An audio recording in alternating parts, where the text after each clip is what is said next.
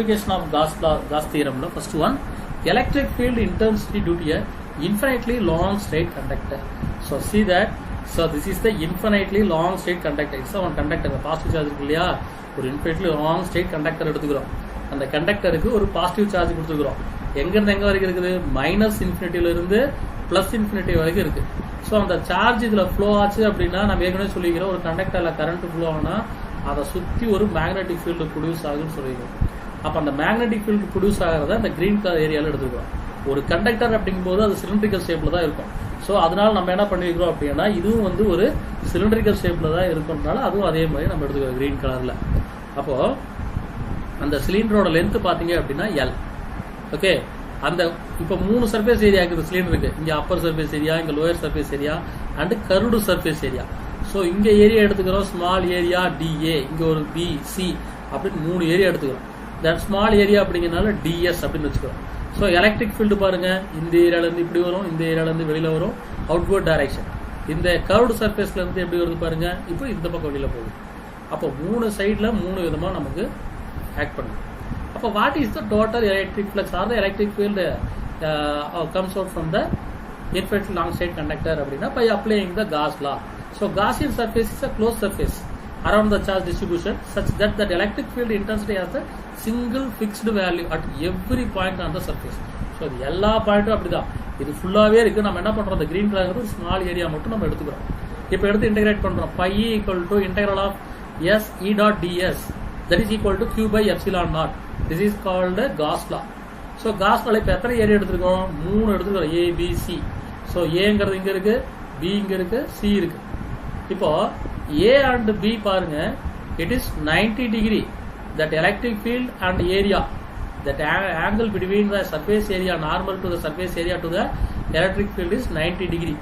So cos 90 becomes 0. But here this curved surface, see the ds and e in the same direction and same angle. So 0, that is parallel to each other. So cos 0 becomes 1. So e ds you will get. So ds is the closed surface area.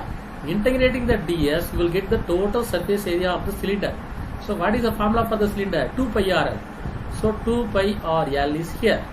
So substituting that value you will get q by epsilon naught equal to lambda l by q by epsilon naught. Here you see that where lambda is the linear charge density.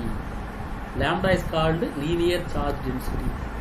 Linear charge density equal to charge per unit length. That will defined as charge per unit length. Lambda equal to q by l. We can write lambda equal to q by l. பக்கத்துல pencil இருந்தா எழுதி வச்சுக்கோங்க.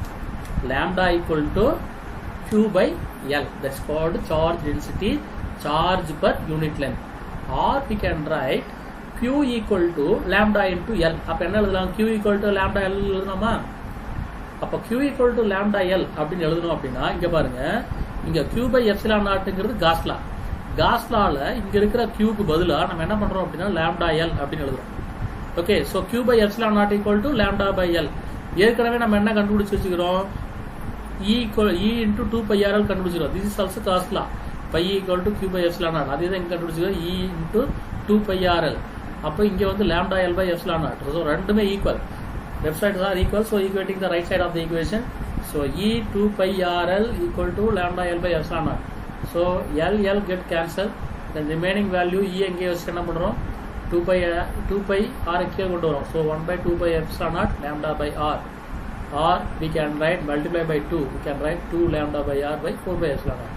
எதுக்காக 1 by 4 pi epsilon naught போடுறோம் அப்படின்னா for calculating purpose 1 by 4 pi epsilon naught ஓட value என்ன? 9 into 10 to the power of 9.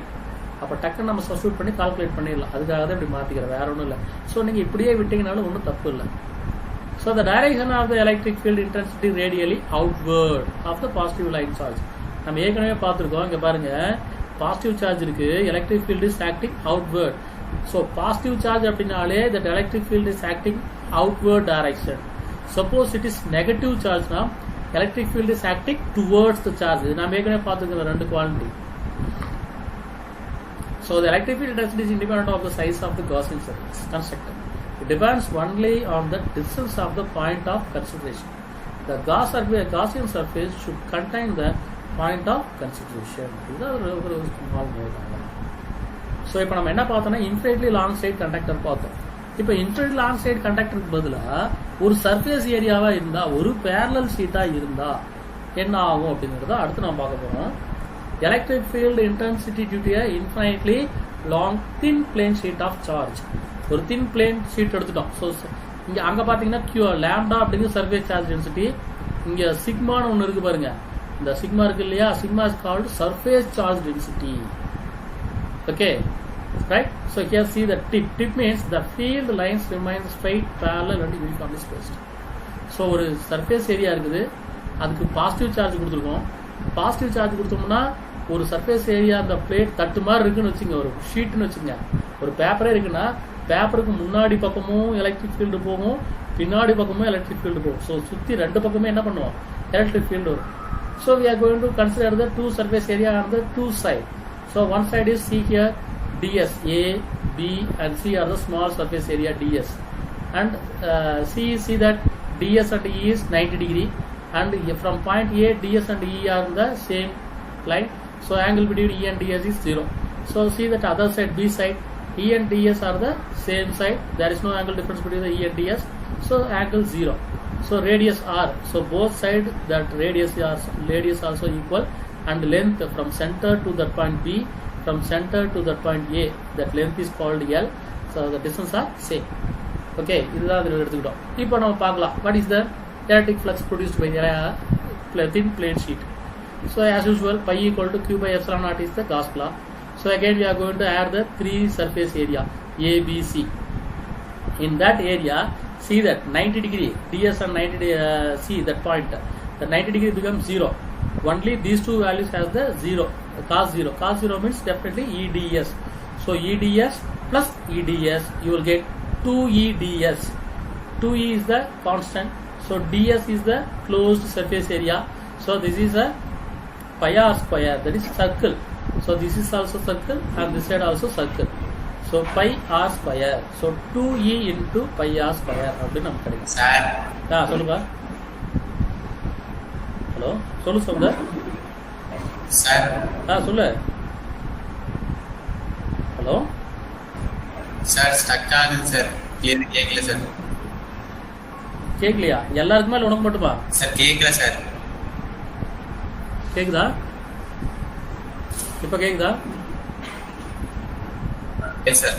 Okay. So வந்து ஏற்கனவே என்ன பண்ணோம், ஸ்டக் ஆகுதுன்னு நெட்டு ப்ராப்ளமா இருக்குன்னு நினைக்கிறேன் சுரேந்தர். எனக்கு நீ பேசுறது கிளியரா கேக்குது. பாய்ஸ் வேற யாருக்காவது பிரச்சனை இருக்கா? Girls reply பண்ணுங்கம்மா.